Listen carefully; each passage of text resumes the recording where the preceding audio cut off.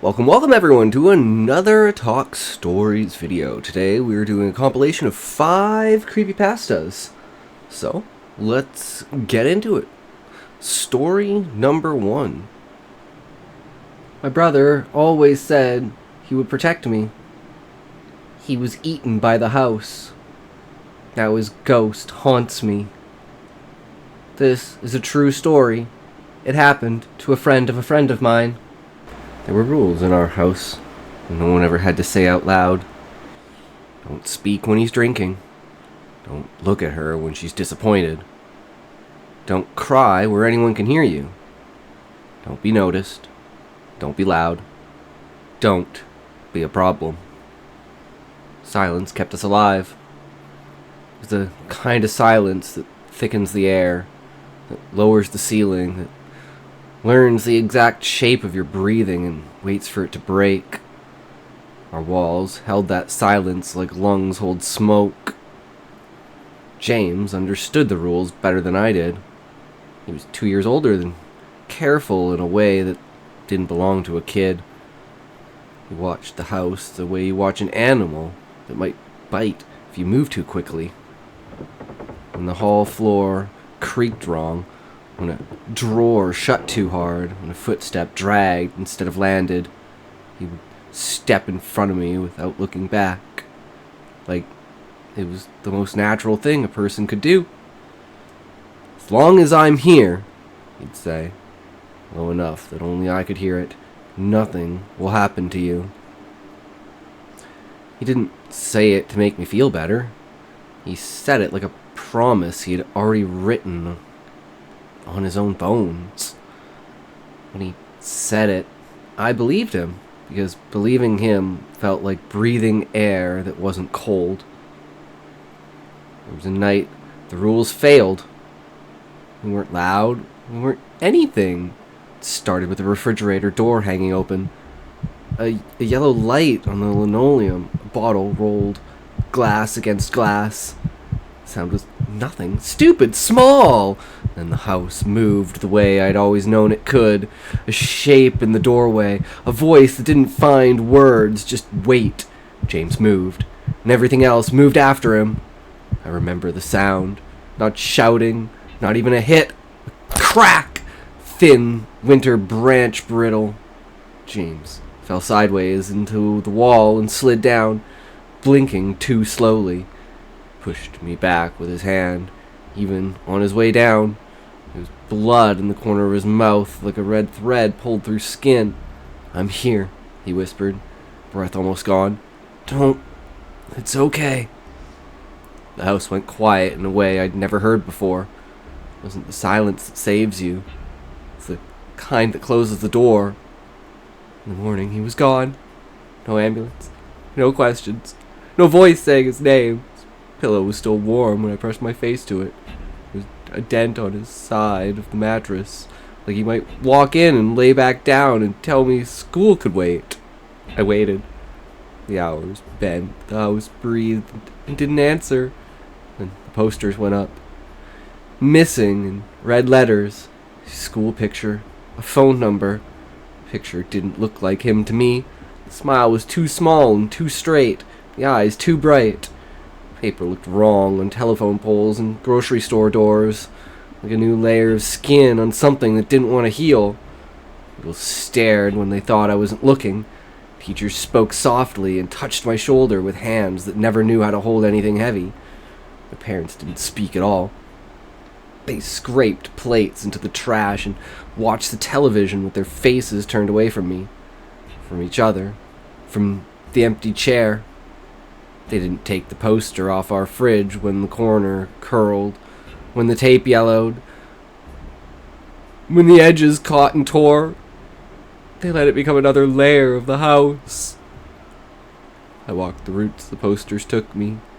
The poles and mailboxes learned my hands.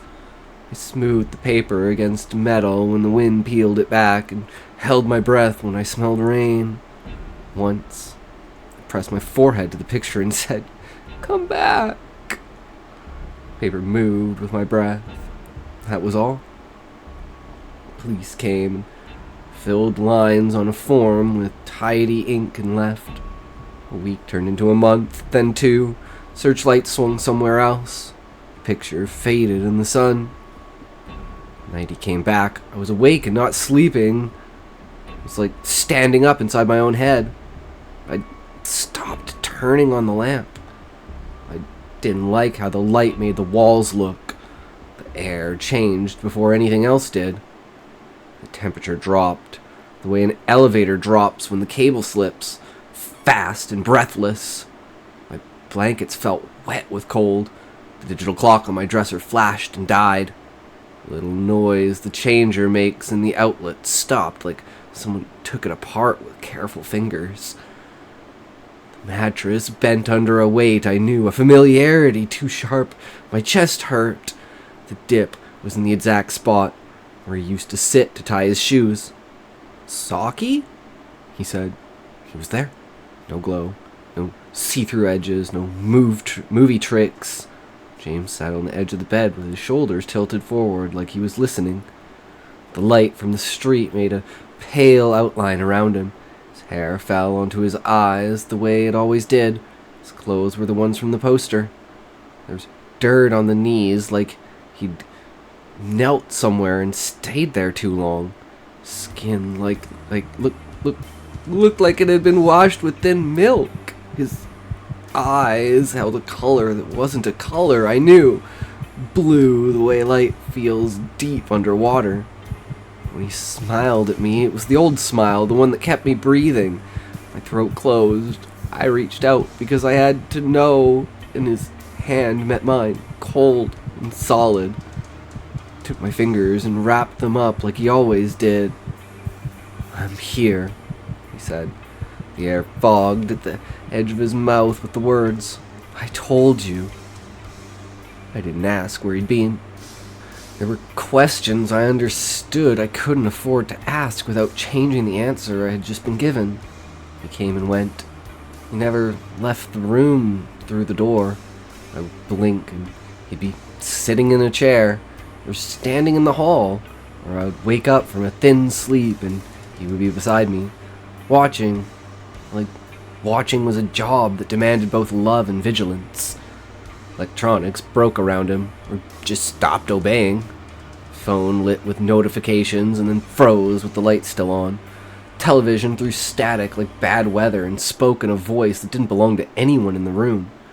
Fish tank pump stalled on the water, went still as glass. Cold followed him, and then settled like a blanket.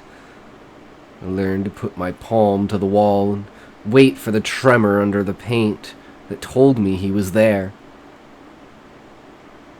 My parents felt it before they admitted it. They paused in doorways, as if the threshold had sharpened into a clean edge of ice. Light bulbs burned out when they flicked switches. Kerosene heaters sputtered and died when they tried to warm the kitchen. Silence rearranged itself into a shape that looked like us. I moved around the house, the way you move around a memory you don't want to step on. They started saying my name less, and then not at all. Sometimes I watched their mouths shape a word and stop. James could only touch me. I learned this by accident, which is to say I was 18 and stupid enough still to hope. I took his hand in the hallway one afternoon, a thin, mean winter day when the windows wept, and led him toward the kitchen where she sat at the table with a shred of that poster under their coffee cup. I thought, see him! See that he came back! See that I wasn't lying! That I wasn't a boy who made a man up to stand between himself and the world because there was nothing else to put there. James slowed, not fighting my hand, but not following either. She looked up when the shadow crossed the doorway. Her eyes widened, and I thought for a second that she saw what I saw. The light above the sink brightened and then dimmed, and then went out with a sound like an insect dying.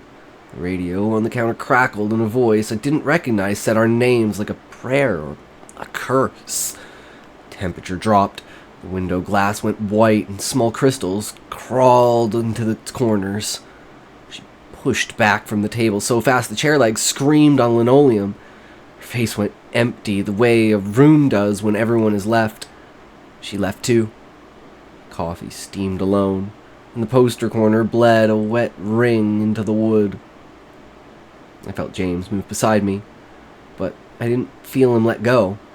Later, when I tried to make him touch the back of her hand the way he steadied me, he didn't refuse and he didn't obey. He simply wasn't there in that way for her. He existed where my hand held him. The cold stayed where my skin did. For a while, we lived like that. I learned to keep batteries in drawers and extra blankets folded clean. I learned which bulbs could handle the way the house shivered when he sat too close to the ceiling. I learned the routes I took to avoid the places where our parents liked to exist. We made it quiet in the quiet. I did my homework with a pen that wouldn't write, and then would. I ate dinners that tasted like cardboard and didn't look up. When the adoption people came, they wore warmth like uniforms. Smiles shined and hands hovered, and words like opportunity and stability sounded careful in their mouths. Papers traded ink. Boxes swallowed our things. I had a new house threaded with different kind of silence. Kind carpets make when no one has run on them yet. Rules changed, but only on the surface. Still learned to be small in the ways that kept other people from noticing the cold that came in with me. James followed without luggage, sat in corners that didn't have dust, and learned new sounds a safer house makes.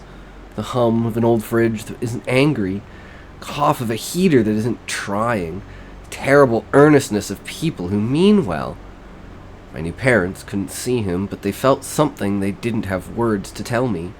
They started closing doors gently. They slept with lamps on in a house that didn't need it. They watched me the way people look at thunderstorms in other towns. There was a night in the tunnel when I thought the dark would separate us the way the posters had. We were driving home in a storm that turned the windshield into a white wall. Wipers worked hard enough to sound like they were trying to climb out of their own bodies. Heater was on high, and the car still felt like a pocket of summer in a river of winter. Then the heat didn't feel like comfort. It felt like drowning. Cracked the window, and the air that came in tasted like wet metal and stone. I saw James in the rearview mirror before I felt his hand. 2 eyes, pale blue, steady, looking not out the back window, but at me through the glass like light. My new father saw too. He gripped the wheel. The car jerked toward the wall and then away again. The dashboard lights went bright and then black. The radio went to static so loud it was almost a scream. Something hit us that didn't have a shape. Water, air, the night itself. And then the noise gathered itself into one sound. The slow grind of metal learning a new position. When I woke up, I was on the road in the rain. It's the kind that makes everything smell like it wants to be clean. Sirens were far and then near. James had his arms around me like he had fallen there and never meant to get up again. He pressed his mouth to my hair and said, "Shh," into the places where I still thought I was dying. "Everything's all right." I believed him. I didn't look at the car. I didn't look at the shape under the silver blanket when the lights arrived and people moved with good intentions. I looked up at his face and watched the rain chart paths over skin that wasn't skin anymore. He held me until I stopped shaking and the cold went from the inside of my bones back to the night where it belongs. After that, I started thinking about the truth I'd been walking around since the posters. He hadn't stayed because he didn't know where else to go. He'd stayed because I didn't. Every time the house breathed in a way that scared me. Every time a corridor seemed too long. Every time a voice tried to be louder than the person standing next to it. He put himself between. He wasn't trapped. I was. The slow change in me started like weather. Something you only notice when you wake up and all the snow is gone. People said I was quieter, but I didn't think so. It was a different shape of quiet. The kind that measures a room. The kind that doesn't beg the silence to be kind because it knows it never will be. I kept my hands steady because he had. I kept my voice small because it moved better that way through places where heavy voices broke things. I learned I could walk through a whole day with the memory of his hand on my shoulder and not feel the need to apologize to the air. The old house didn't stop existing just because the new one did.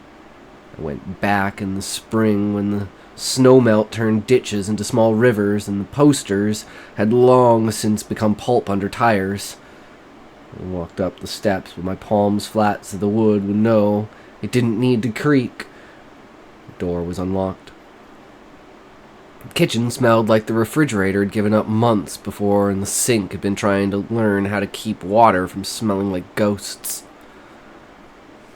They were both there, older and smaller, the way people look when they are waiting for an answer that never arrives. She stared at my hands when I came into the room. He stared at a point 6 inches to the left of my shoulder. The television showed a picture that didn't move. Sound was turned down low enough to be a heartbeat you couldn't count.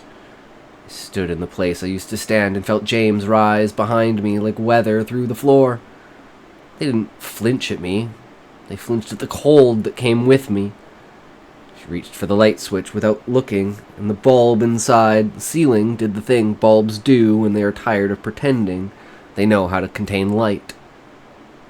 He opened his mouth. No words arrived for him to wear.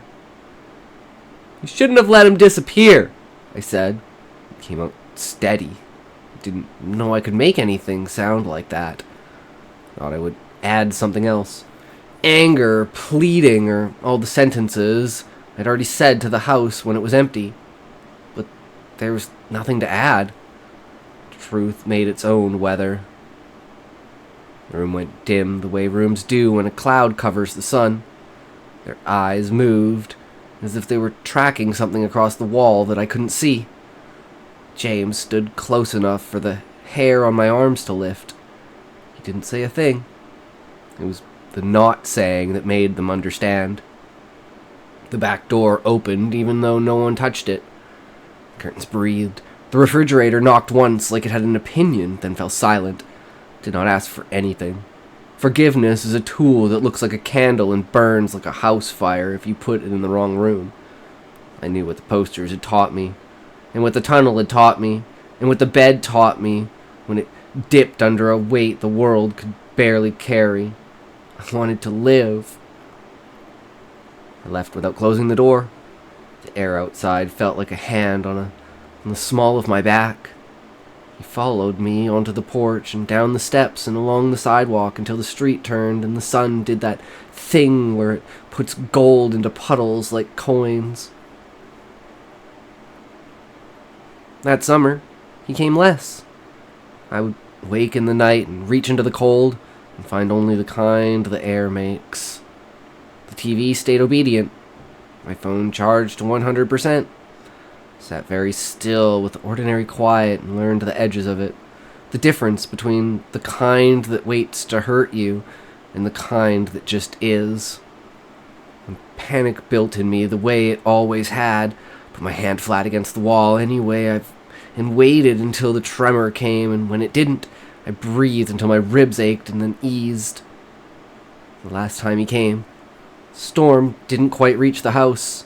The sky turned the thin color of a bruise, and the smell of rain was everywhere without the wet. I woke to his weight at the edge of the bed and knew it was the last time, the way you know when a song is ending before the final note. He didn't speak. I didn't either. Took my hand and set it on his chest where a pulse would have been. The cold there didn't bite. It seeped. I could feel the shape of what he used to be beneath it. Boy, brother, warmth.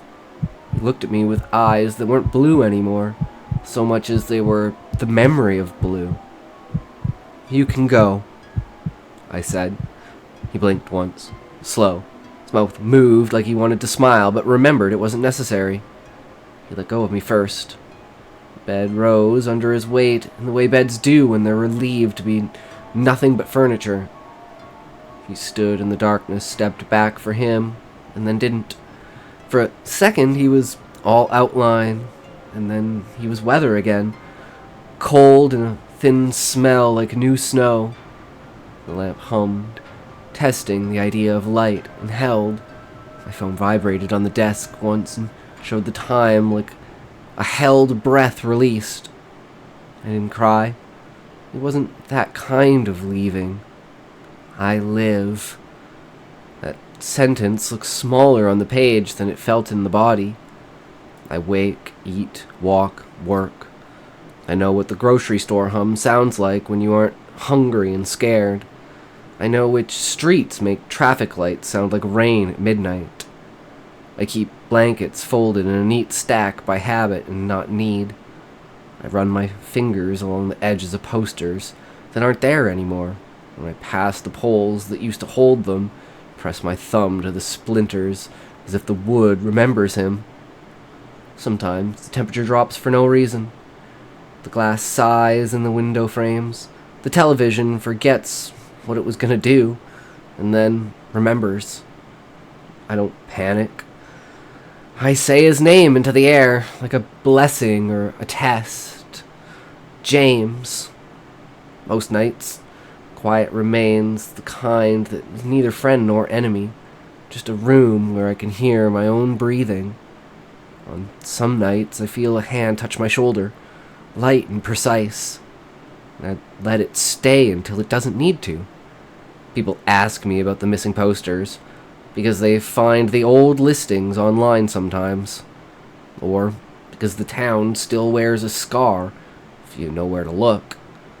I tell them I was the only one who kept the ink from running. I tell them he didn't run. He walked into the part of the house where the rules were written and didn't come back out until he knew I could. I don't tell them about the tunnel, except to say there's a storm and we lived through it. And the rain is slow, and the light is the color of old paper. I open the window and let in the air. Curtains breathe. The room changes temperature like a body. I think about the way he said my name, how it made something in me unclench, even when the rest of the world was trying its best to tighten. I think about the promise he made before we knew what it cost. As long as I'm here, nothing will happen to you. And how he kept it in the only way promises like that can be kept, which is all the way to the edge and a little bit past it. I live. That is the end of the story, and the hardest part of it. I carry the house inside me where silence watches. I carry the warmth he had like a coin I won't spend because keeping it means I'll always have it. I carry the poster edges under my fingernails. I carry the cold on my shoulder that says, when the air changes, you are not alone. Sometimes I wake because the mattress dips and I say his name without opening my eyes. Sometimes there's nothing there but the ordinary weight of sleep. Sometimes the bed shifts just enough for me to feel how the world still leans kindly in my direction. When that happens, I turn my face to the room and breathe as if the walls are listening and want good news. I give it to them.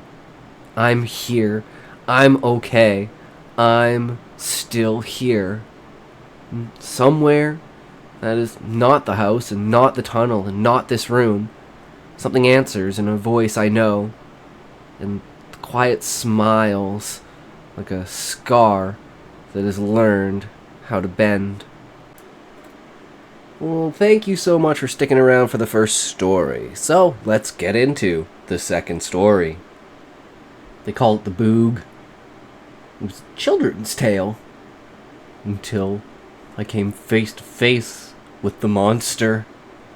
This is a true story. It happened to a friend of mine. It was early October. Acorns were raining down on tin roofs and cheap ravaged asphalt shingles of the mobile homes around Lake Junior in Interlachen, Florida. Like mother trees were dropping their kids off to make their way in the world. Across the lake, the entire sky was illuminated every few seconds as lightning flashed and the night threatened to open up. It looked to me like a framed painting with twisted moss-covered branches of giant oaks reaching for each other. I looked at the harvest moon. I had 16 poems up there on nanofitch. The Minerva archive of the Lunar Codex had landed on a dark side March 6th and would be there for perpetuity. I was proud of that, but that and $10 bought me a cup of coffee on this planet. I was sitting in a dirty old umbrella chair that used to be blue, watching my dog Gypsy find her way in the dark, save for strands of moonlight. Gypsy was cute in an ugly way, or ugly in a cute way, depending on where you stood. She looked like the result of one night stand between a Maltese and something that didn't belong with a Maltese. She was completely deaf, partially blind, made the strangest hacking sound I had ever heard any living being make. It was always immediately followed by the sound of vomit splattering. But the strange thing is that it was all dry. Nothing ever came out. It was just sound effects, and she did it about every 10 minutes, even in her sleep. It was weird. If I lost sight of Gypsy for a split second, I would panic. She was tiny and old and not too steady on her feet, so I knew I could get her quickly if I need to. I just needed to know where she was. My family hated me for buying my place in Interlachen, because I did it behind their backs since I knew they would try to stop me. It's just a rundown mobile home put together in 1995 that I refer to as my hideout. A guy like me needs a place to escape to. Still, they saw it as a monumental betrayal and never let me forget it. The guy in the double wide to the right of my place was a registered sex offender. Didn't know any details other than the victim was a minor, and I only knew that because I like to know who my neighbors are, so I looked them up, which led me to the Putnam County Sheriff's Department arrest records. Whatever he did happened long ago, but it still introduces him. If you didn't know his past, you'd think he was a nice enough guy. Think's telling me about a movie he wants to write about a shoe cobbler who saves Christmas by making Santa a new pair of shoes out of reindeer skin that allows him to fly on his own. I'll be first in line for that cinematic gem. A couple lived in the house to the left of me. The Hoods are dead. It's their greatest accomplishment. They died 3 months apart. They were bad people, so I didn't shed any tears when I got the news at my family home in Miami. Mrs. Hood was quite the bitch. She was a big, heavy-set woman who would sit out in front of her house and yell threats at anyone she happened to see. Had a wooden privacy fence put up to block her out, and she could yell threats at me anyway, like, "That fence won't stop us! We're gonna get ya!" And, "We're gonna burn you down!" Lovely things like that.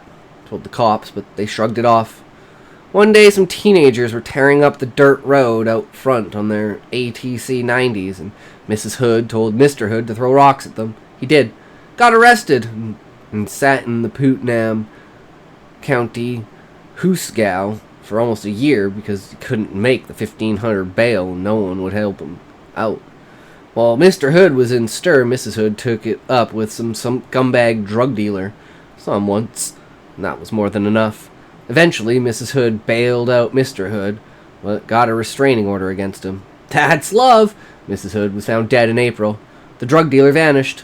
Mr. Hood moved back into the house that was found dead in July. Last I heard, the deaths were still under police investigation. That sheriff's department doesn't have any certifications from Mensa hanging on their walls. I'm just glad I didn't have to hear those constant threats anymore. It's hard to threaten people when you're 6 feet underground. Mrs. Hood was found outside in the back down by the lake. Mr. Hood's body was found in the bedroom.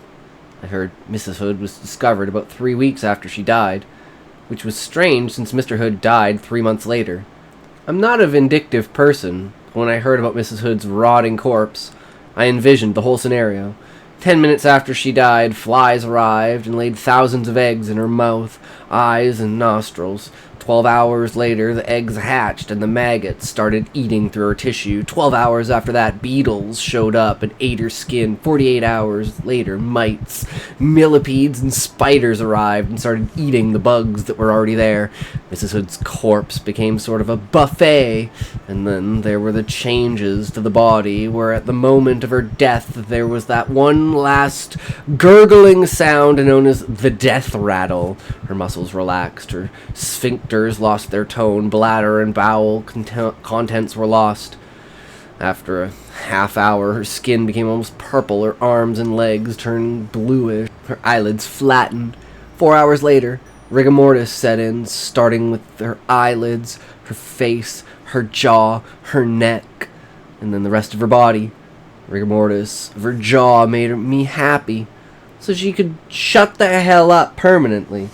24 hours, her head and neck began to turn a combination red and green color, and that spread to her entire body. Her face started to become unrecognizable as her corpse began to stink as it rotted. Her body swelled and fluids leaked out from her well-worn vagina and her overworked mouth. Hair, nails, and skin fell away, exposing muscle and fat. If she had been discovered 1 week later, her skeleton would have been exposed. What mattered to me is that she stopped threatening me. If it took her rotting corpse to make that happen, then so be it. Good riddance. Gypsy rubbed up against my leg. I walked down to the lake, drawn to the lightning flashes on the other side. Gypsy followed, making her crazy hacking sound and that vomit splatter sound that never really happens. The sky was gorgeous and dangerous. Critters in the trees and weeds by the water's edge had a real symphony going. Pig frogs, cicadas, limpkins, crickets, and caduses all chimed in. It seemed part music, part back and forth conversation, with several unanswered mating calls. It's their world and their language. Me, I'm just passing through. Couldn't see one of them, but I knew their voices. In the house on the other side of the sex offender registered was my friend Anne. Anne is a rooster with lousy timing who crows at midnight instead at the break of dawn. Anne's house is an old, concocted triple wide, which is dark inside all the time. However, I could see a light was on through her bedroom window, which meant she was either reading a sci-fi novel or watching a bad horror flick from the 1950s. Usually, Attack of the Something or Other. We had that passion in common. Anne is a witch. If you don't know, there are 3 types of witches. White, gray, and black. The white witch is good. Gray is selfish, and black is evil. Anne didn't fit into any one category. She was able to eerily switch colors depending on her mood and objective. I heard what sounded to be a slight splash, and as the sky sizzled with another bright flash of lightning, I saw something move several yards away in the lake. The neighbor on the other side of the Hood house had seen a baby alligator in Lake Junior the previous year. Typically, where there's a baby, there's a mama. But as far as I knew, the baby had only been seen that one time and by one neighbor, and I never heard another word about it. Trapper was called out after the sighting, so maybe that ended it. I turned my head back to my single-wide mansion when I felt something tap my foot. I assumed it was Gypsy. I was right. Looked down and lost my lunch and my dinner. It was Gypsy's head. Mid-scream, if a dog can scream, and eyes wide open. Startled and frightened, I kicked Gypsy's head away from me. It landed face down in mud.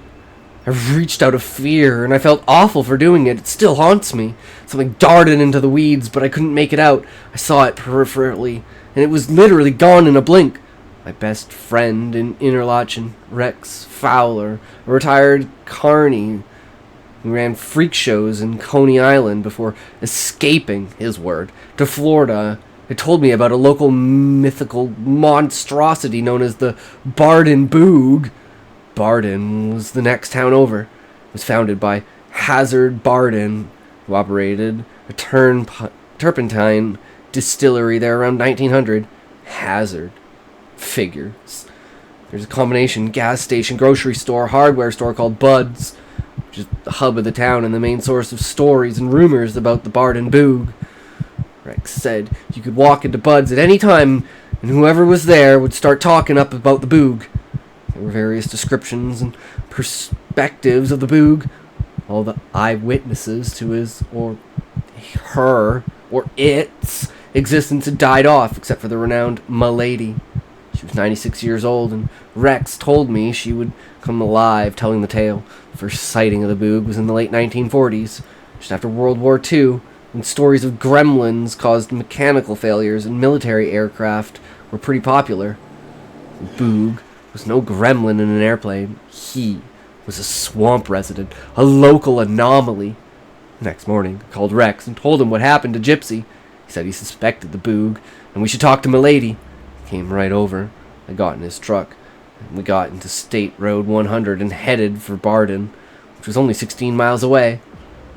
On the way, we hit a Siggy, his word, and told me what he knew about Milady. He said that she had been a feral child abandoned by her parents in 1930 in Atonin Creek Forest, where she climbed trees to escape predators and ate plants to survive. Like most feral children, she had great difficulty mastering language and fitting into society. He said that he had seen her growl and hiss when she felt threatened or agitated. When she was discovered by a ranger, after a legendary fight which ended with her being hogtied, she was turned over to the state of Florida and placed in a third-rate facility where she learned some social interaction, although she never liked or trusted people, and kept her distance from them for most of her life, and basic speech, which she developed hanging around Bud's, apex of linguistics at that it is. Rex turned down 309D and told me that Bud's was a short ways up ahead on our left. The road leading to Bud's was lined with memorial crosses for those that died in car crashes at those specific locations. Maybe the Boog got them. It wasn't a bad road at all, and I saw at least 50 of those crosses. So maybe it was the Boog. If it was, that Boog sure as hell knew his business. I considered out loud, rhetorically, that maybe it was Diablo, the Hood's pit bull that killed Gypsy. Pit bulls are illegal in Florida for a reason. People say it's the owner that shapes the dog's behavior. There's truth to that, but I saw a pit bull rip a poodle to shreds once, and the pit bull's owner was good to that animal. So some wires definitely don't touch. Diablo was a mean one. He would snarl and snap at me and hurl himself against the short chain link fence that separated him from my jugular before I put the privacy fence up. Maybe he was still roaming the neighborhood, terrorizing people and other animals, after the Hoods shuffled off their psychotic coils. But Rex told me Diablo had been euthanized.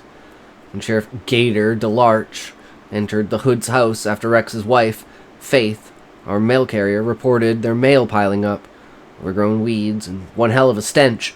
He discovered that Mr. Hood was partially mummified, and Diablo had consumed 3 of his limbs and a good portion of his torso. So much for man's best friend. So long as they're fed, they love you. Diablo certainly loved Mr. Hood. I imagine he left that one arm so Mr. Hood could wave goodbye. Rex pulled up to Bud's. We got out of the truck and were greeted by Bud himself, who seemed a safe distance from sober. I noticed he was wearing a handmade amulet around his neck. He spit tobacco chew, which made me queasy, and bummed a cigarette from Rex. Milady was sitting on a bench by a stack of old tires. She was wearing a dirty yellow shawl and smoking a pipe directly under a no smoking sign. Bench she was sitting on had a hand-painted sign next to it that said, "Sit long, talk much." Rex whispered something to her while I was looking at the community bulletin board that had been seen better days. There were ads for hares to stew, yard work, junk removal, pet and farm sitters, and a rusted thumbtack barely holding up a leaflet warning that if you didn't find Jesus soon, hell's fire and eternal damnation is in your future.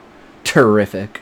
Just when things were going so well. Speaking of warnings, next to the front screen door was a badly handwritten sign that stated, "If we ain't got it, you ain't need it." Even the signs are illiterate there.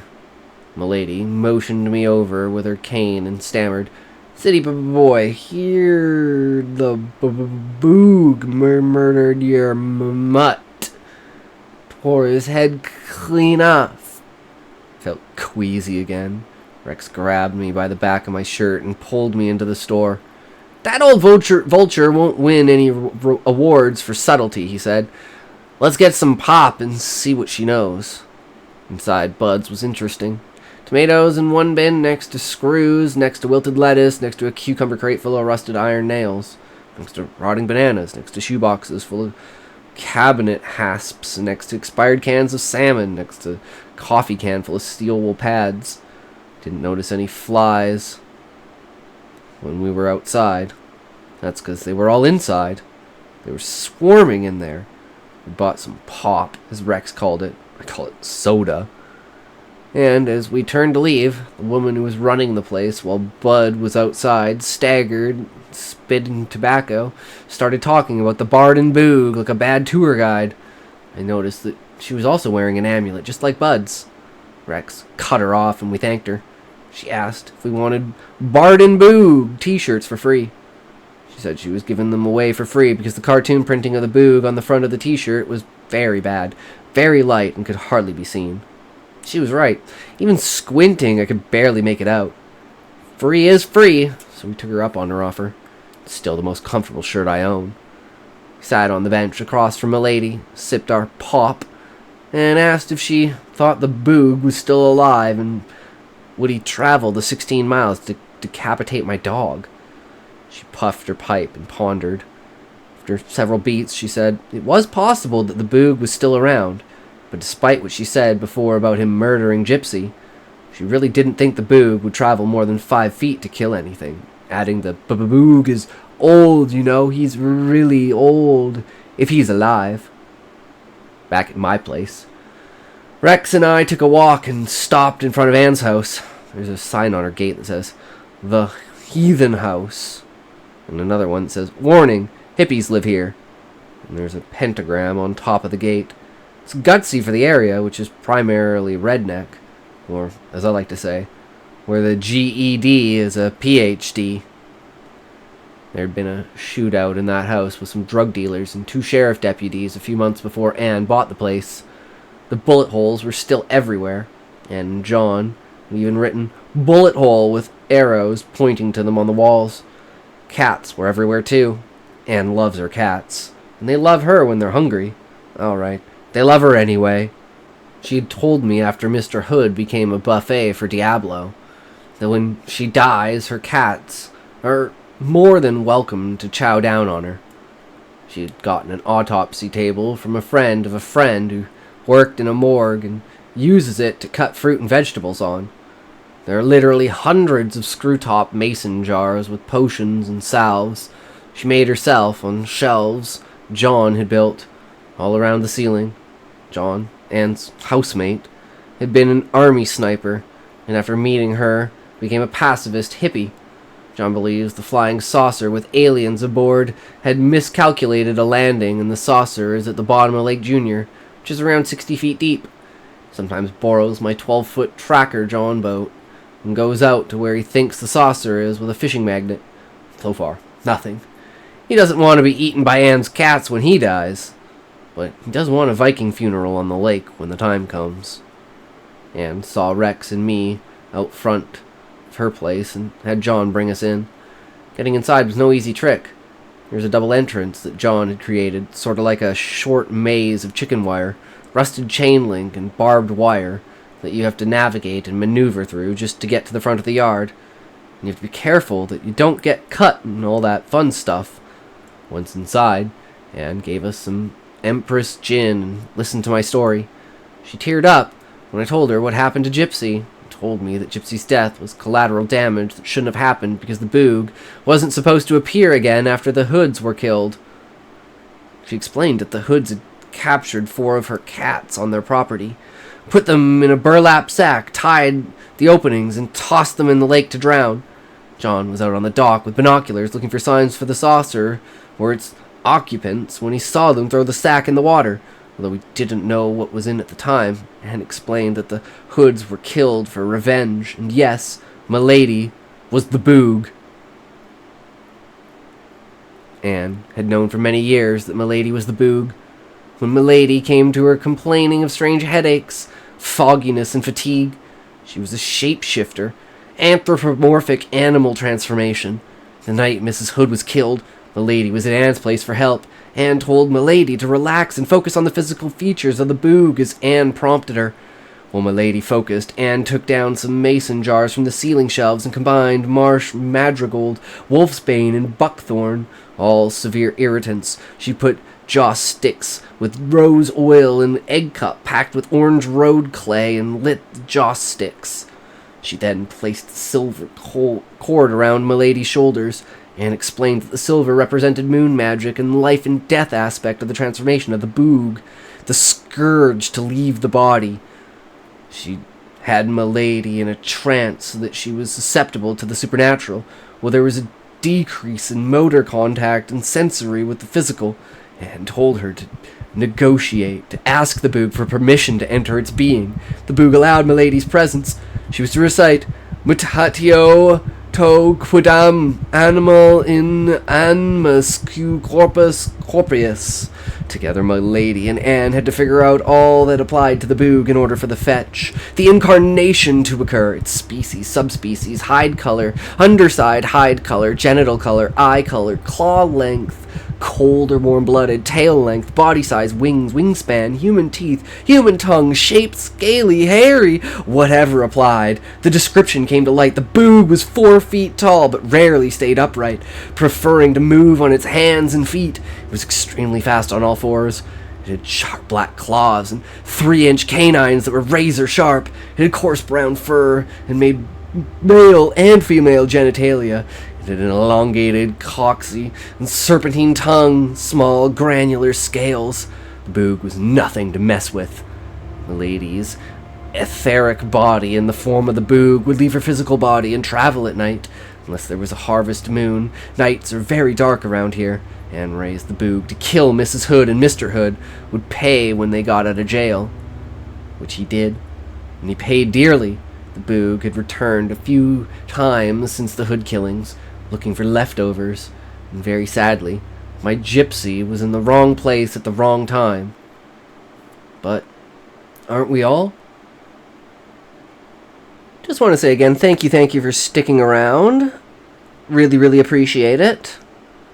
What a story. Alright, well, don't forget to like, subscribe, and comment, as always. Well, let's get into the next one. Here we go. Story number 3. I tried to master my dreams, but only nightmares came from it. Now, I'm trapped in my own vision. This is a true story. It happened to a friend of mine. My lucid dreams have become lucid nightmares against my will. I don't know where else to write about it other than my dream journal. So in my journal it'll go. Hell, I'll probably post this entry verbatim and see if this has happened to other people. My break time is coming to a close and I don't have too much time to spare.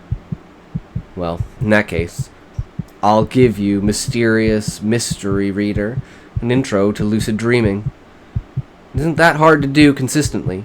Most of the work is keeping a consistent dream journey to help train your brain to remember what's most easily forgotten. My dream journal is a few hundred pages long by now, and it's my favorite part of waking up in the morning these days.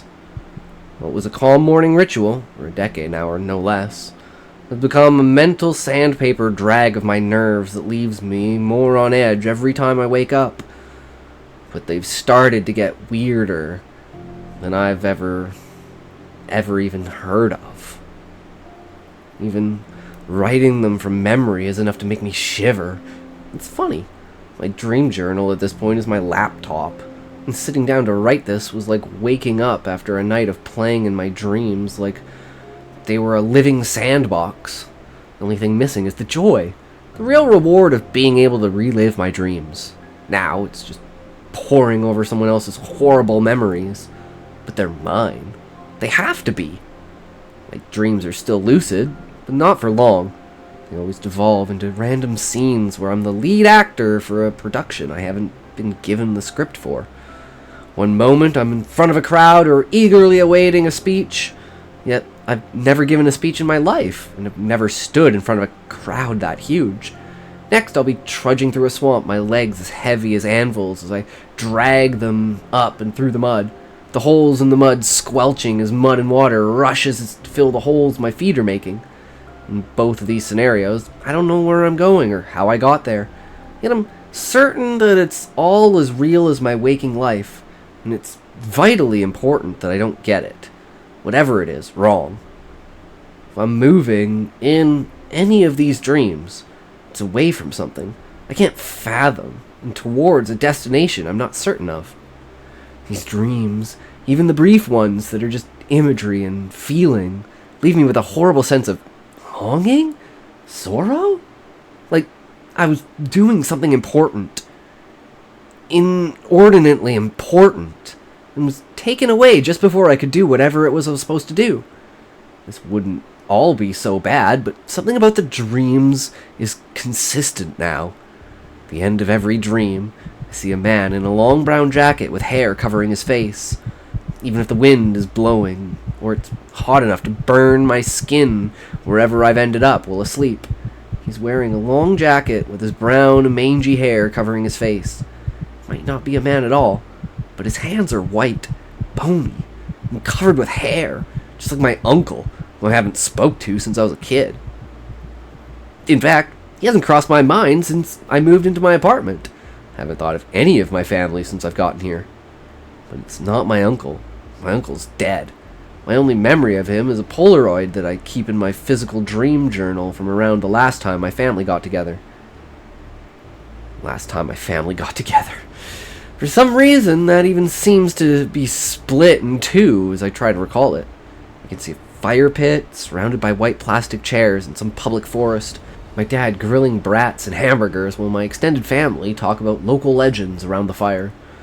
We used to go to the library I'm writing in right now constantly.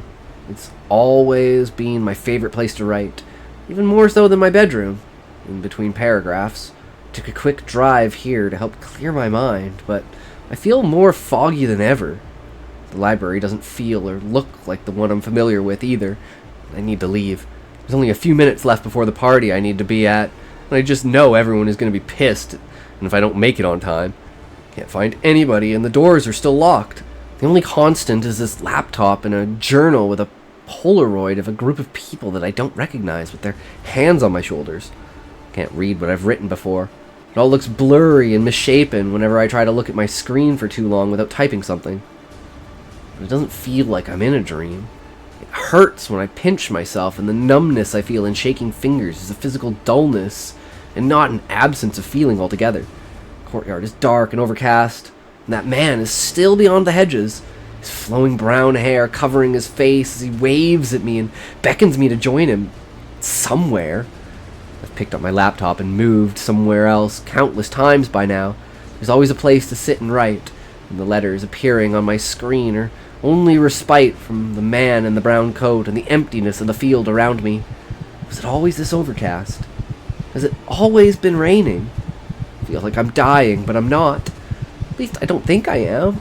I don't know whether to give up or not.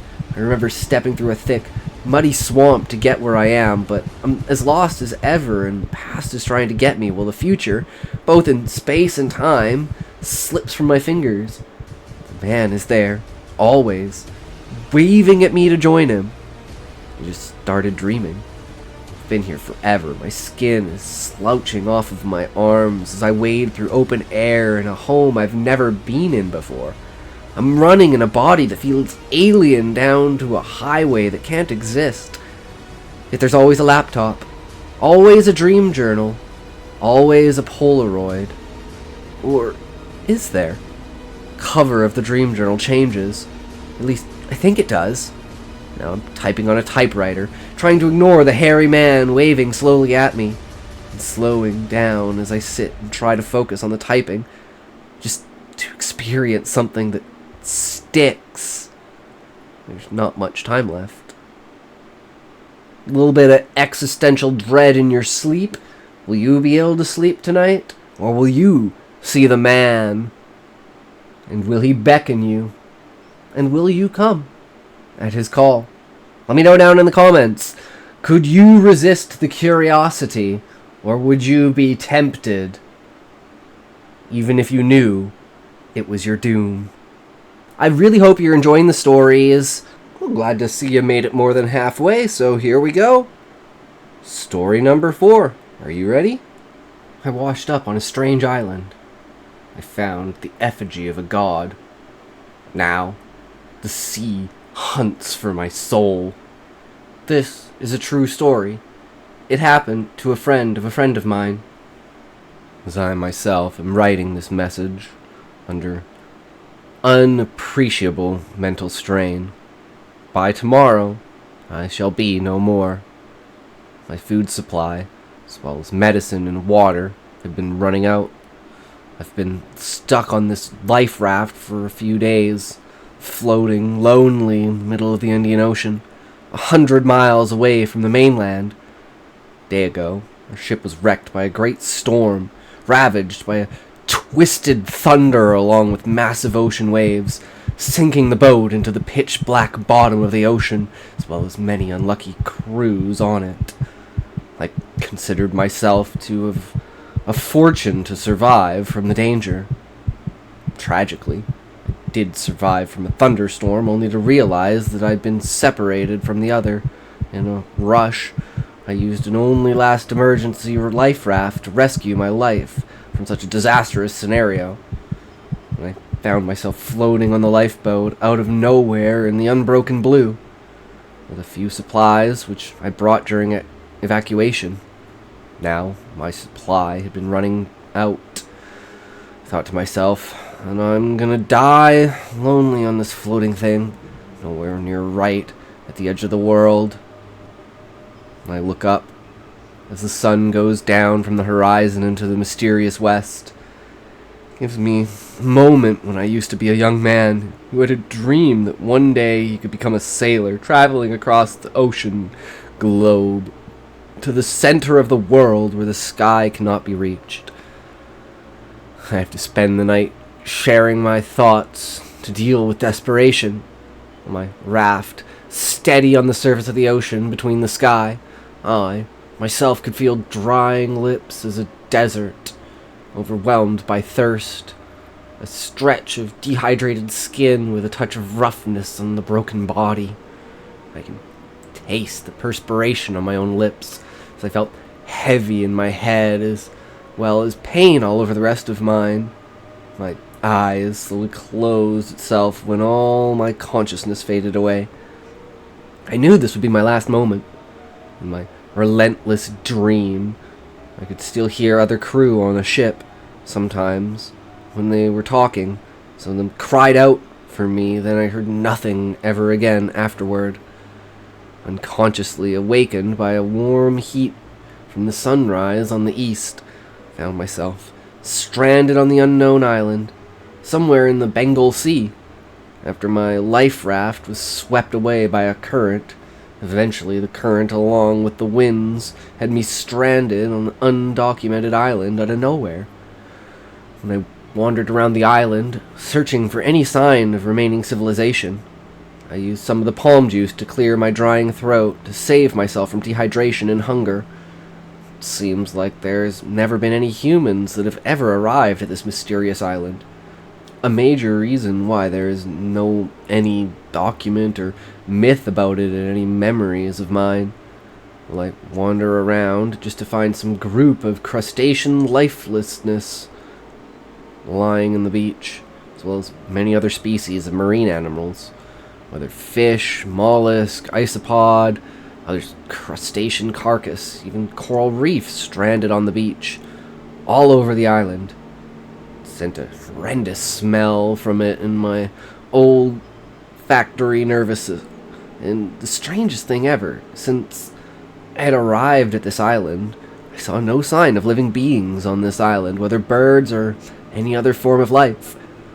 After a while, in the early afternoon, where the sun is now in between the sky and horizon, an exact moment of desolation, I found the enter in front of some cave, like natural formation, which I saw a light figure came from within. Deep inside, I found something that left me questioning my own thought, processing the collective mind. A shape of humanoid sculpture reflected in the darkness from the blue candlelight. Show it exotic details. From what I could see, they were made of clay, with gray stone scattered around it on something which appeared to be a shrine. Details of each sculpture could be described in the grotesque imagery which most of them have, like humanoid figure, but the most bizarre things with the head of a fish. A humanoid figure, creatures in depiction of human-like bodies with a fish head, as well with giant glowing eyes like a deep-sea marine fish.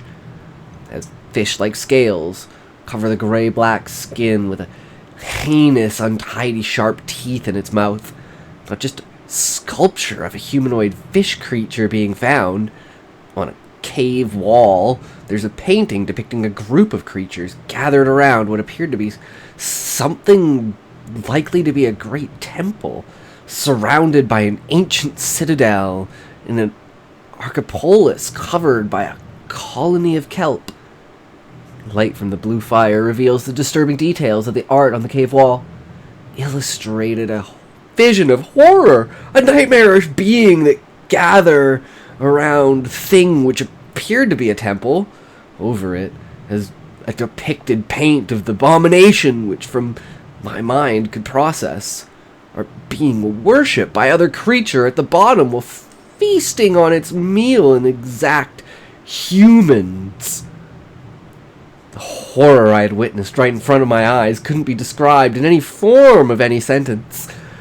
Right about the time that I decided to leave the place behind, the school of abomination has risen up from the ocean, feasting on a pile of fish carcasses at the marine graveyard. I have to spend the night hiding from the monsters that keep rising from the sea bottom. Along with its hideous-looking eyes, its shape looks exactly like in the depiction. A smell of salty water as well as fish carcass only make myself want to throw up after hours before I get back into the ocean. That night, I decided to spend time on the island until dawn has arrived. A local fisherman discovered one of the missing crew on a life raft in the ocean while on a boat for catching fish at the early morning in the days after rescue were searching for a survivor from a ship that was sunk by the storm a couple days earlier. When I was rescued and being sent back into the mainland for medical attention, while on a hospital bed, I couldn't forget about the unforgettable picture, that strange out of a nightmare in the night on the island. The amount of stress, fear, and horror I had witnessed are too much to bear, as I kept myself in silence of the day while look at the windows, watching the sun rise up and goes down along with parallel blue skies, and a vision of a city from hospital stories, feeling uneasy as the day goes by. I keep feeling myself had died on that island since that night of terror to never be the same. The nightmarish illusion in my mind kept me awake at night. I wish for myself that I could have kept my eyes closed, only to be awakened by the imagery of those abomination creatures in my dream. I do not want to be awakened by them any longer, only wish to be paralyzed in the deep silence of the ocean, to never see the daylight ever again. Ooh, the horrors of the sea coming for you. No one ever wants to be stranded out there. You think the main things we look for are sharks? No, you want the monsters at the bottom of the ocean. But thank you for sticking around. Always make sure to like, comment, and subscribe. As always, what was your favorite story? What was the favorite part? What didn't you like? We're almost at the end. But what will be there waiting for us? Who knows? But again, thank you for sticking around. Don't forget to like, comment, and subscribe. It really helps out the channel. Anyways, from ghosts to sea monsters, we are now ramping up. So, are you ready? The final story. Story 5. What killed our platoon found us next. We were in the middle of a war zone. Ferals versus cryptids. This is a true story. it happened to a friend of mine. Base camp, this is Hunter 2-1 actual. Still no sign of any feral activity. Over? Or Dingo 2? This is base camp, copy that. ISR's got you cleared as well. Mike lowered his hand from the radio and turned to us. Let's keep moving. We gotta locate Dingo 2. I nodded and gestured to the rest of the team to keep moving. Things have changed since our last op. Our ODA was temporarily disabled, with a lot of us either retiring or being reassigned to other teams. Mike, KJ, and I were assigned to a special task force created for counter-feral operations, codenamed Hunter. We were now a classified provisional unit that would deploy anywhere in the United States to take down the ferals, wherever they showed up.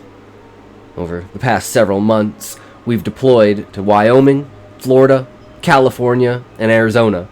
But this time, we weren't in the United States at all.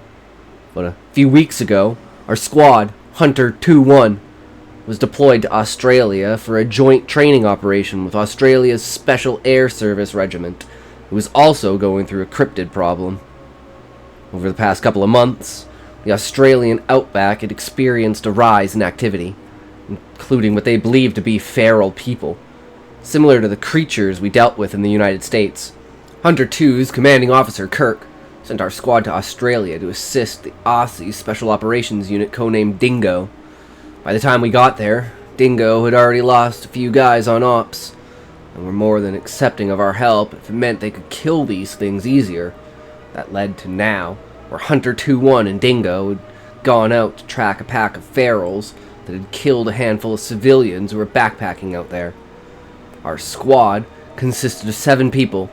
Mike Brandt, our team sergeant from my previous ODA on 3rd Group. Daniel Villanueva, a SEAL from DevGru. Joel Mann, a Delta operator. Angel Ramirez, a MARSOC Marine. Myself, Luke Roman, a Green Beret who served with Kirk and Mike.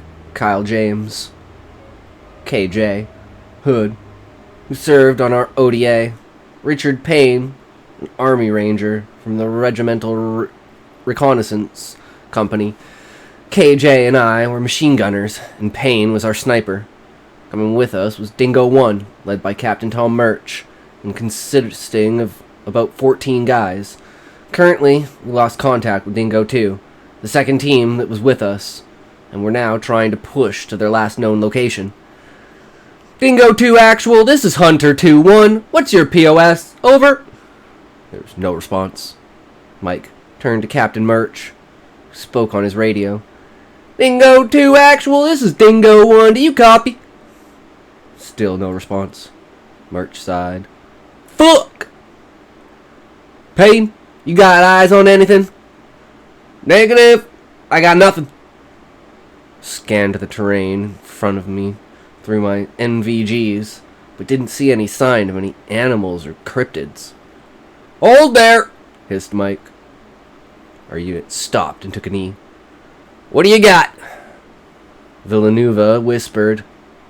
Mike took him through his HK 416, but he didn't answer at first. Then he said, I got movement, 1 o'clock. Something's behind the bushes over there. Grabbed my MK-48, Mod 0, got ready. Up ahead, I could see a pair of small lights hovering near some bushes. Just like Mike said. Mike fired a couple of rounds, and we heard a loud squeal, just like the sounds the ferals back home did. There's one! Man said. Move up! Murch! Hold your men here! Roger that! Our squad pushed up towards the body to confirm it was a feral. The creature was a lean humanoid with an animal skull on its head, loincloth sewn out of something we couldn't make out, with a spear in its right hand. That's a feral, all right, said KJ. Ramirez cautiously turned over the body, showing strange markings on its back and shoulders. Are those tattoos? I asked. Ramirez shrugged. Could be. Doesn't look anything I've seen. They look tribal, pointed out Man. Not that I know what that really looks like, course. Have any other ferals had these? KJ asked. Mike shook his head. Not that we know of. Usually we never get this close to look at them. Mike got on the comms. Base camp, this is Hunter 2-1 actual. We got a dead feral over here. We got some markings on this thing that you may want to take a look at. Copy 2-1. Send an image. Roger that. Ramirez, get an image of the feral's markings. Ramirez pulled out his small camera and took a picture. Base camp, we're sending an image your way. As Ramirez went to send it, the feral suddenly came screeching to life. Oh shit! Ramirez yelled, staggering back. The feral let out a howl into the night sky, echoing for miles. Mike put several more rounds into it and fell silent. Is it dead? Asked Man. Mike stepped back. Luke, blast him! I raised the MK-48 and fired a quick burst, tearing through the skull, splitting open its head. Definitely dead now. We heard gunfire behind us, where Dingo 1 was positioned. Hunter 2-1, this is Payne. Dingo 1 is taking heavy contact from multiple ferals. I count 10 plus. Looks like they were in covered positions. Son of a bitch, growled Mike. Copy that. We're doubling back. Turned to us. Let's move. We ran back, where we could see gunfire lighting up the sky, along with a couple of explosions from grenades shaking the ground. How did we miss them? Asked Villanueva. They must have camouflaged themselves somehow, answered Mike. Probably why ISR didn't pick them up. It was a fucking trap. Incoming! KJ shouted. I looked up to see a flurry of arrows and spears soaring through the air and on our position. We took cover, the projectiles whizzing past us. Somehow, by sheer luck, nothing hit us. We turned to see even more ferals emerging from hiding spots in the ground and in the trees. They were carrying bow and arrows, as well as various other weapons. I could see some of them wearing vegetation on their bodies, almost like ghillie suits. I immediately began firing, laying down suppression fire for KJ. This gave the rest of them enough time to move out of the line of fire. In the distance, I could hear the cracks of Payne's sniper rifle going off, and through my NVGs, I saw at least 3 crumple to the ground with headshots. Reloading! I called out, setting my weapon down to reload it. I removed the empty belt box and replaced it with another one, just as an arrow struck me in the helmet. I fell backwards, just as another one flew over my head. Luke! Shouted JK. You good? Yeah, just got my helmet! I rose to my feet and picked up my weapon. Alright, we gotta move! We rushed back to where Mike and the others were. The bodies of at least 2 ferals laying around them. The ferals, just like the other one, had markings on their back and shoulders with animal skulls, albeit a little bit different than the other one. Suddenly, there was a loud howl, even louder than the screech let out by the first one that we killed. Things fell silent. Through our night vision, the ferals retreated back into the darkness. Well, that's rare, Ramirez said. They never do that. Come on, let's rejoin Dingo. When we got back, the team was in pieces. We counted 2 KIAs and 5 wounded. Fuck! Snapped Murch. Buggers got us good. Just came out of the fucking ground. Pharaohs like to camouflage. Sometimes they know military presence is in the area. They'll set up ambush points like these, explained Mike, taking a look at the scene around us.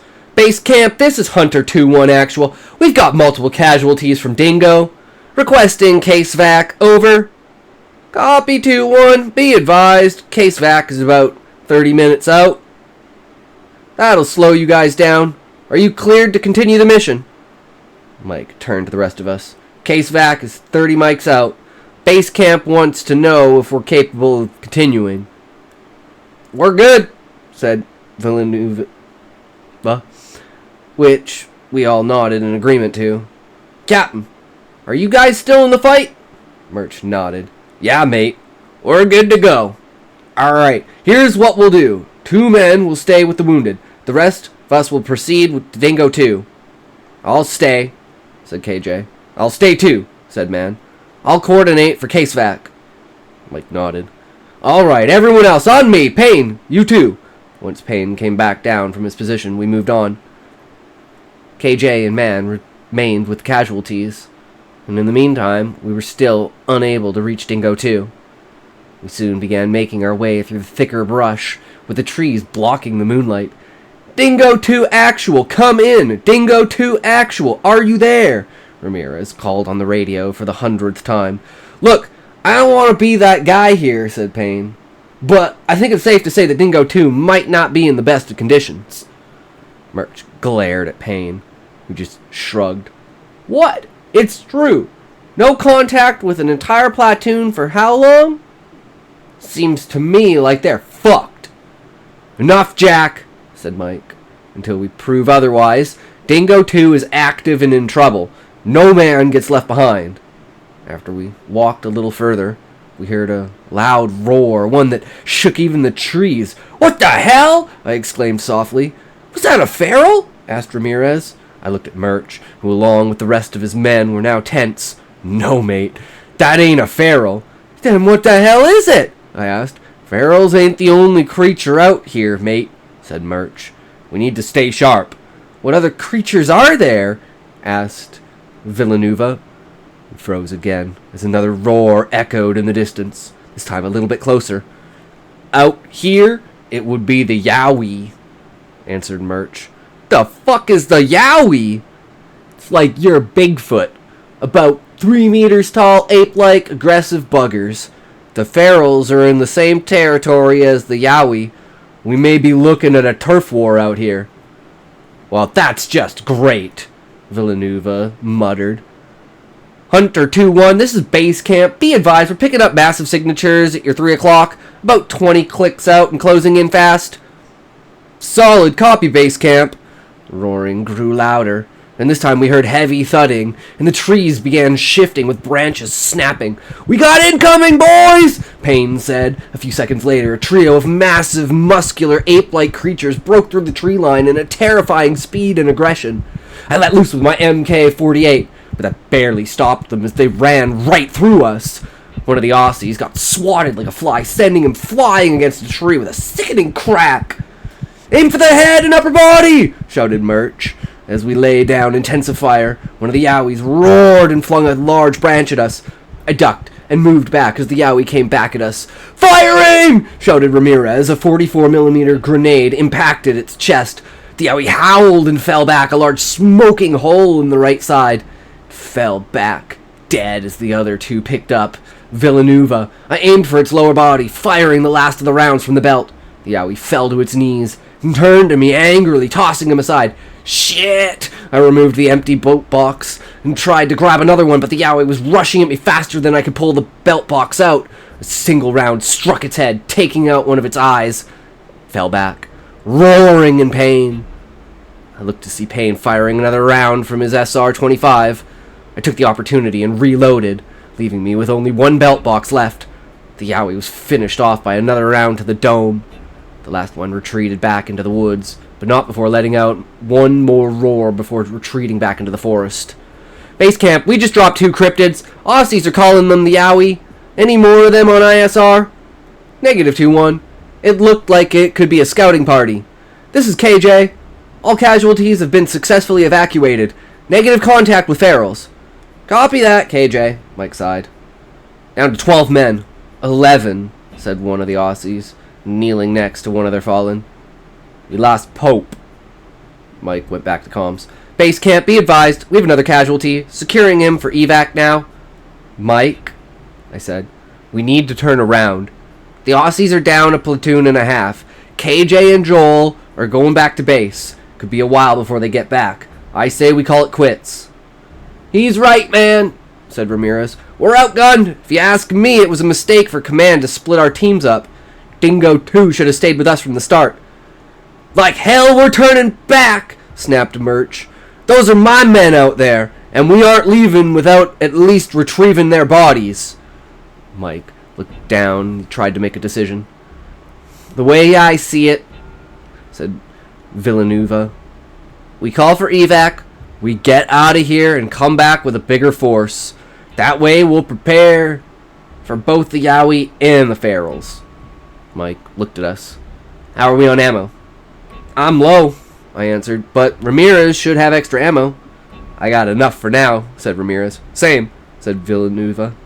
So do I, said Payne, switching to his M4A1. Mike turned to Captain Murch and his men, who said the same thing. Oh, we got more than enough, mate, said Murch. We not leaving until we at least get the tags of Dingo 2. Mike nodded. Alright, here's what we'll do. We'll continue searching for the second team for a little bit longer. If we're too deep into enemy territory and we still haven't found them, we'll request exfil and come back with a bigger strike force. Sounds good to us, said Murch, to which his men nodded in agreement. Mike looked at the rest of us, who shrugged. Alright, I sighed. Let's do this. We continued moving, and our team began sweeping the woods once again, walking near a river. Hey, check this, said Ramirez. He had his NVGs up and was using his tactical flashlight. I raised mine and went white light as well. It was blood that trickled further down. We got blood, I called, and the others gathered around. Let's follow it. Move upstream. It could lead us to them. We followed the blood and the water further upstream, and soon we saw what looked like bodies come into view. Got something up ahead, base camp. Are you seeing this? Affirmative, 2-1. Bodies were a mix of humans and ferals. The men of Dingo 2 laid sprawled on the riverside, having been ripped to shreds. I knelt down to inspect one of the SAS men, who was missing his leg and had a spear in his chest. Pulled the tags off the man. Staff Sergeant Patrick Williams. He pulled the tags off of all the men we found, which was about 10 in total. 4 men were missing, though we suspected they were dead, and we found the head of one of them laying further away.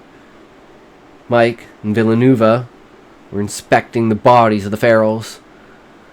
Looks like they were ambushed, I heard him say. Both groups were engaging, and they came through and killed them all.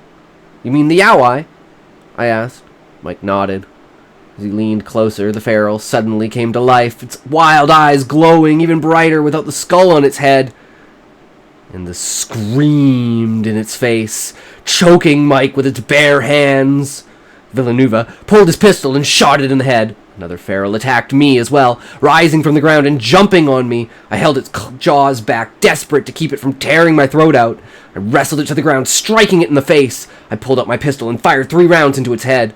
Damned ferals were playing dead, using the bodies of their dead to hide and have us let our guard down. We opened fire at the ferals as the surviving ones picked up some weapons, but we outnumbered them, and we dropped them. Okay, we gotta move, said Mike. Base camp, this is Hunter 2-1 actual. We've located Dingo 2, 0 survivors. We engaged a pack of ferals requesting immediate evac. Over. Roger that, 2-1. Evac is inbound to a clearing about 15 clicks south of your position. Proceed there and hold position. Over. Copy that, base camp. Move into clearing. Over. The familiar roaring of the Yowie echoed into the night sky, once again causing the trees to shake. Run! Shouted Mike. We began booking it in formation, with myself and the one of the Aussies, Sergeant Cameron Smith, laid down fire with the machine guns. Smith went prone and covered us with his FN mini-mini. As a small pack of Yowie chased us, carrying rocks and spears that they made themselves. One of the Yowies went down, but the rest ducked for cover behind the trees. Using them for cover. Move! I shouted, standing up and following the others. Smith picked up his mini-me and followed me. Payne and Ramirez covered us with the M4A1s. We could feel the Yowies hot in our tail, their grunt and howls and growls getting closer. I heard Payne scream and turned to see a Yowie grabbing him and tearing him in half, his blood, his guts pouring into its mouth and upper body. Fuck! We finally made it to the clearing and dug in. We lost Payne! Motherfuckers! The Yowies also dug in, and we continued firing, focusing on pinning the creatures down, rather than taking them out like the ferals. Even through our night vision, it was difficult to see them. They used the trees effectively, blending in with the night and moving low in the shadows. While the tracer rounds briefly illuminated them, it wasn't enough. Base camp, this is Hunter 2-1. We are surrounded by cryptids. Where the hell is our evac? Hunter 2-1, they are inbound. QRF is in tow to pull you guys out. Just hang in there. Hang in there, she says, shouted Ramirez sarcastically. A rock the size of a basketball whizzed through the air and decapitated Captain Murch, leaving only his body and a bloody stump where his head once was. Shit! Take cover! Rocks flew overhead like bullets and struck like cannonballs. God damn! I yelled, taking cover. Well, boys, I think this is it, said Villanueva. Like hell it is, snapped Mike. We briefly raised our heads and saw the looming figures and the Yowai getting closer. I fired a shot burst from the MK-48. One of the creatures flinched and fell to its knees. Their glowing yellow eyes bore through us, filled with murderous intent to tear us to shreds. The Yowai let out a collective roar, almost a victory. They knew they had us cornered. We looked around and saw more figures appearing around us. It looked like it really was over. Suddenly bullets came from the air and tore some of them to shreds. Look! Shouted Ramirez. I looked up and saw the glorious sight of our QRF arriving to pick us up. Machine gun fire from the Blackbirds rained down a hailstorm of bullets that forced the Yowai to retreat. Several of the birds landed, and the other members of Dingo got out and laid down cover fire while we climbed in. KJ and Man were waiting for us when we climbed in. You didn't think we'd stay behind, did you? KJ said with a grin. Never thought for a second, replied Mike, shaking KJ's hand. Where's Richie? Asked Man. I looked at him and shook my head. Gone. Fucking things ripped him in half. Man and KJ's grins faded and we fell silent on the way back. When we landed, the KIAs were already in body bags, and our wounded were being treated by medical teams. The other members of Dingo were also back at base, a demoralizing look on all their faces. Kirk and one of our logistics specialists, Maya Flores, were talking to an Australian officer. Oh great, cake eaters already on this one, said Villanueva. We set our stuff down as the reality of our situation sunk in. We lost Payne, and over a dozen Australian commandos. An entire platoon was gone, putting them down to only 2 teams. Kirk walked back over to us. Gentlemen, sorry about Richie. You boys took a hell of a hit out there. We said nothing. We've been called back. They need us back in the States. California's got a major feral population that we're preparing to take down. Just like that, huh? I scoffed. All of this, and we can't even finish the job here? Kirk shook his head. I know, it's bullshit, especially with the intel you've provided. We have reason to believe that a new tribe of ferals is emerging in Australia, and are currently in conflict with the Yowai, a Sasquatch species that also lives in this area. It's believed there is a turf war between these creatures. So, not doing anything about it? Asked Villanueva.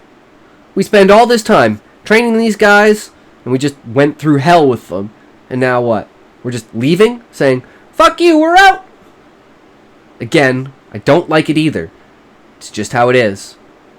When we dispersed, I walked over to a commando who was standing over the 2 KIAs. I'm sorry, man, I said. The commando nodded. It's all bullshit. We had warned Command even prior to your arrival that the cryptid problem was getting worse.